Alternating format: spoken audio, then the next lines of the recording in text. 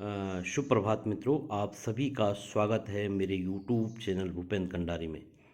मित्रों, मैं आज उन सभी प्रतियोगिता परीक्षाओं के अभ्यर्थियों के लिए कुछ विशेष लाया हूं, जो लोग उत्तराखंड की समूह की प्रतियोगिता परीक्षाओं की तैयारी कर रहे हैं, या जो लोग सहायक अध्यापक या प्रवक्ता या यूजीसी नेट की तैयारी हिंदी विषय से कर रहे हैं।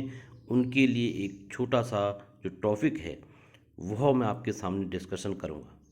मित्रों, इस टॉपिक से संबंधित प्रश्न आए दिन हमारी प्रतियोगिता परीक्षाओं में पूछे जाते हैं, जिसको लेकर विद्यार्थी कई बार क्या कर देते हैं, आपका गलती कर देते हैं, तो जिससे उनका चयन होने से क्या हो जाता, आपका रुक जाता है। तो मित्रों, मैं बाकी औपचारिकता न करते हुए सीधे आपके जो डिस्कशन, जो मेरा विषय है, उस पर चर्चा करना चाहूँगा। हिंदी साहित्य में मित्रों अष्टछाप, अष्टछाप का अर्थ होता है 8 कवियों का समूह। अब अष्टछाप की जो स्थापना की जाती है मित्रों, वो की जाती है 1565 में। सबसे पहले प्रश्न आपको यही पूछा जाता है कि अष्टछाप की स्थापना कब की गई। तो अष्टछाप की जो स्थापना होती है वो होती है 1565 में। किसके द्वारा की जाती है?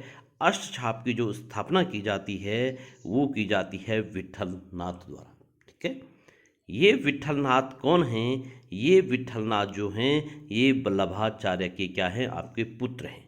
ठीक है, ये विट्ठलनाथ कौन हैं? वल्लभाचार्य के पुत्र हैं। इनके द्वारा क्या होता है कि चार जो शिष्य होते हैं वो अपने पिता के शिष्य होते हैं, और 4 अपने शिष्यों को मिलाकर इनके द्वारा क्या की जाती है कि अष्टछाप की क्या की जाती है, आपकी स्थापना की जाती है। तो मित्रों, अब यहाँ से आपको महत्वपूर्ण प्रश्न ये बनता है कि जो ये 8 कवि हैं, इनमें से कौन वल्लभाचार्य के हैं और कौन विट्ठलनाथ के हैं। तो आपको ये क्या होने चाहिए, अलग अलग याद होने चाहिए। क्योंकि क्या होता है कि परीक्षा में जैसा क्वेश्चन पूछ दिया है कि विट्ठलनाथ के कवि में कौन नहीं है, तो जो 4 कवि हैं उनमें से विट्ठलनाथ के कवियों के नाम, 3 कवियों के नाम दे दिए और एक वल्लभाचार्य का दे दिया। तो आपको ये पहचानना होगा कि कौन विट्ठलनाथ का है और कौन वल्लभाचार्य का है। तो मित्रों, इसके लिए ध्यान रखिएगा वल्लभाचार्य के। इसके लिए मैं आप अपने तरीके से याद कीजिएगा, कोई ज़रूरी नहीं कि आप मेरे तरीकों को अपनाइएगा। लेकिन क्या होता है कि इसको याद करने के लिए मैंने एक शॉर्टकट बनाया है, कुकू सूप। मतलब कुकू सूप आपका क से कुंभनदान हो गया, क से क्या हो गया, कृष्णदास हो गया। 2 कुकू तो यहाँ आ गई, और सूप आप पीते ही हैं, तो सूप पे क्या हो गया, सूरदास हो गया, और प पे से क्या हो गया, आपका परमानंद दास हो गया। तो वल्लभाचार्य जी के जो 4 शिष्य हैं वो आपका क्या हो गया, कुंभनदास हो गया, आपका कृष्णदास हो गया, आपका सूरदास हो गया, और परमानंद दास हो गया। ये किसके हैं? ये आपका वल्लभाचार्य जी के शिष्य हैं। इतना आपको याद रखना है। दूसरा मित्रों क्या है, विट्ठलनाथ। तो विट्ठलनाथ क्या हो गया, इसके भी आपका क्या है, 4 शिष्य हैं। तो इसमें क्या करना आपको, गो छीचौ आपको याद रखना है। 9 आपको पता ही नहीं है, गो छीचौ। 9 पे आपको क्या है, गो पे गाय भी हो सकता है। ठीक है, तो इस टाइप से आपको याद रखना है। गोविंद स्वामी हो गया, छीत स्वामी हो गया, चतुर्भुज दास हो गया, और नंददास हो गया। ये क्या है, इनके 4 शिष्य हैं। अब एक प्रश्न और पूछा जाता है दोस्तों, ये जैसे ग्रुप सी में पूछा जाता है कि अष्टछाप का जहाज किसे कहा जाता है। तो अष्टछाप का जो जहाज कहा जाता है मित्रों, वो कहा जाता आपका किसको, आपका सूरदास को। ये प्रश्न पूछा जाता है कि अष्टछाप का जो आपका अष्टछाप का जो जहाज कहा जाता है वो आपको किसको कहा जाता है, आपको सूरदास को।